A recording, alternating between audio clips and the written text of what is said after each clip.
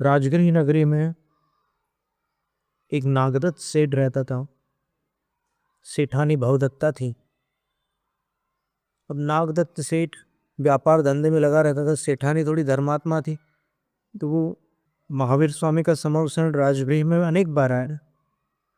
तो सेठानी हमेशा जाती थी, सेठ नहीं जाता था।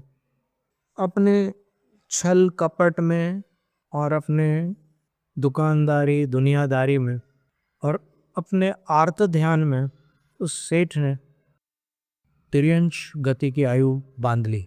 और जब उसका मरण हुआ तो वो अपने ही बगीचे में बावड़ी के अंदर मेंढक बन गया। काफ़ी समय व्यतीत हो गया, बावड़ी के अंदर वो रहता था। उसको ये भी पता नहीं था कि ये मेरे ही बगीचे की बावड़ी है। किसी दिन सेठानी बावड़ी में पानी भरने के लिए आई, तो सीढ़ियों से नीचे उतरी। तब तक मेंढक अच्छा बड़ा हो चुका था। तो जैसे ही मेंढक ने उसके सेठानी को देखा तो उसको लगा कि ये चेहरा तो पहचाना हुआ लगता है, पर जहाँ तक मुझे याद है मैं इस जन्म में पहली बार देख रहा हूँ ये चेहरा। लेकिन मुझे लगता है कि ये तो पहचाना हुआ चेहरा है। और इसे देखते देखते उसको जाति स्मरण हो जाता है। तो उसको ध्यान आ जाता है कि अरे ये मेरी पत्नी है। मैं नागदत्त सेठ था, ये बहुदत्ता सेठानी है। मैं सांसारिक प्रपंचों में फंस कर मर के तिर्यंश बना और ये धर्म में लगी हुई है।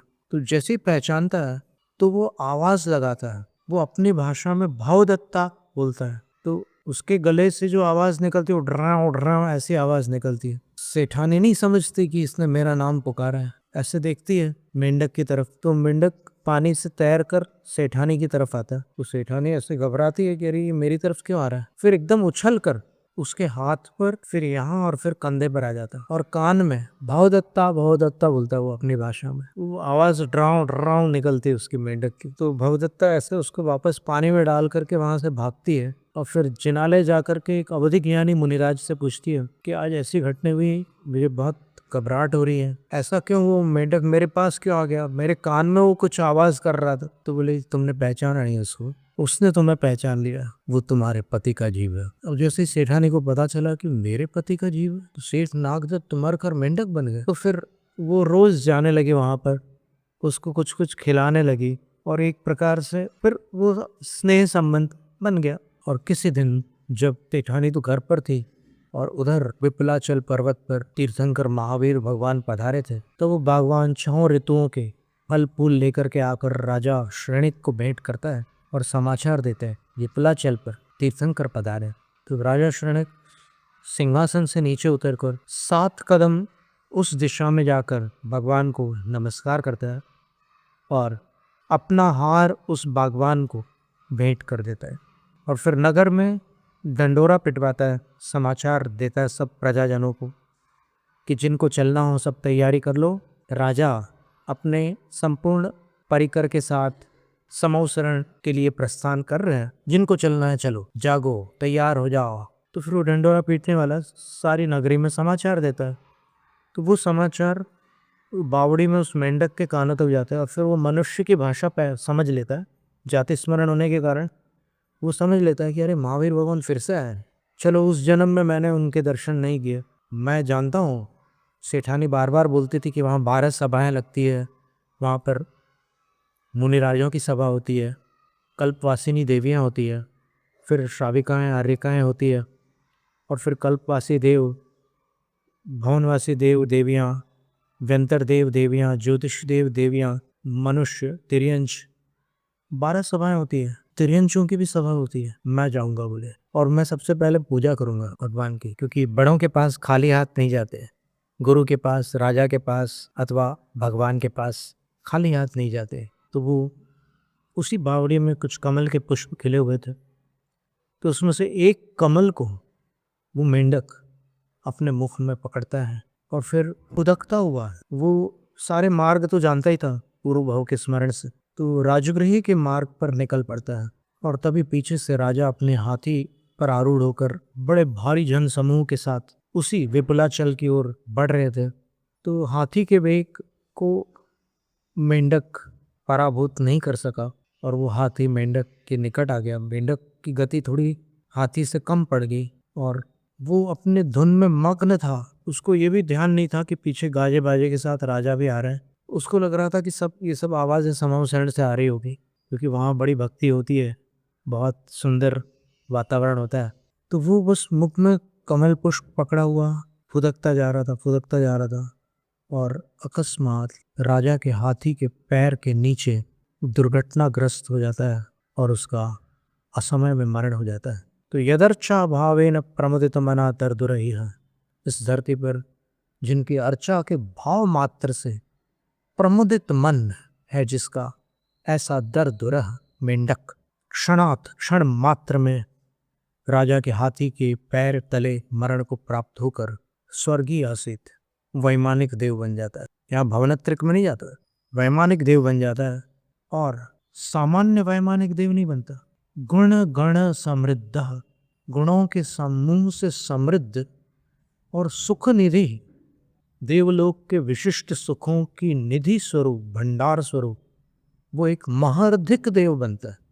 ये नियम है, महार्धिक देव मिथ्या दृष्टि जीव नहीं बनता है, सम्यक दृष्टि बोलते हैं।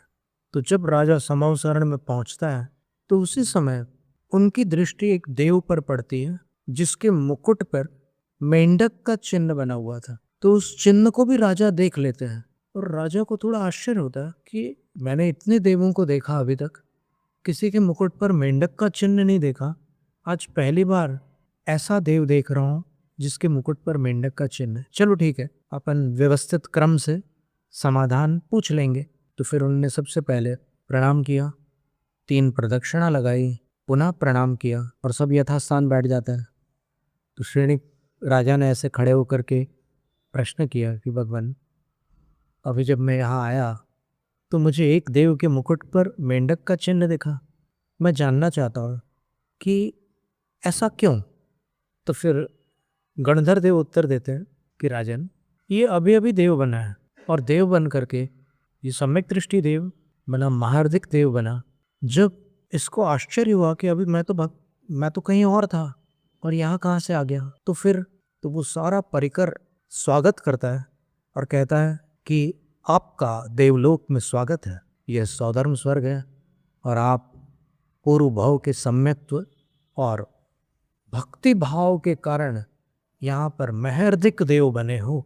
तब उत्पन्न हुए उस अवधिक ज्ञान से देव जान लेता है कि ओ, मैं तो तिर्यंच था और मैं अर्चना करने जा रहा था, मार्ग बदल गया, लक्ष्य नहीं, अर्चना अब भी करूंगा, लेकिन चूंकि मैं तिर्यंच से देव बनूं इसलिए अपने मुकुट पर वो चिन्ह बना लेता। और उसने अपनी क्षमता से मुकुट पर मेंढक का चिन्ह बना लिया। और फिर वहां से वो व्यवसायपुर, वहीं देवलोक में स्वर्गों में ये व्यवसायपुर होता है, व्यवसायपुर में अभिषेक और पूजा के द्रव्य होते हैं जिनेंद्र भगवान के लिए।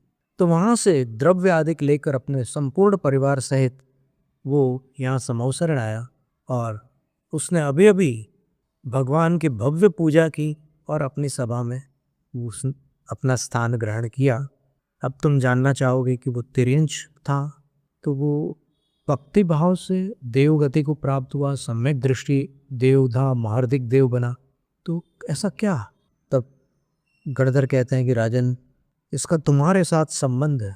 मेरे साथ संबंध है? हाँ, बोले तुम्हारी राजगृही नगरी में ये नागदत्त सेठ का जीव था। बोले वो सेठ तो उसका तो अवसान हो गया। बोले अवसान के बाद वो तिर्यंच बना और तिर्यंच बनने के बाद उसको सद्बुद्धि आई और वो भगवान की अर्चना के लिए कमल पुष्प लेकर के इस तरफ आ रहा था, लेकिन तुम्हारे हाथी के पैर के नीचे दुर्घटनाग्रस्त होकर उसकी मृत्यु हो गई और वो महार्धिक देव बनकर तुमसे पहले यहाँ पर आ गया और उसने भव्य पूजा की। राजा को बड़ा खेद होता है कि अरे, मेरे हाथी के पैर के नीचे एक भक्त सम्यक दृष्टि तिर्यंच का मरण हो गया।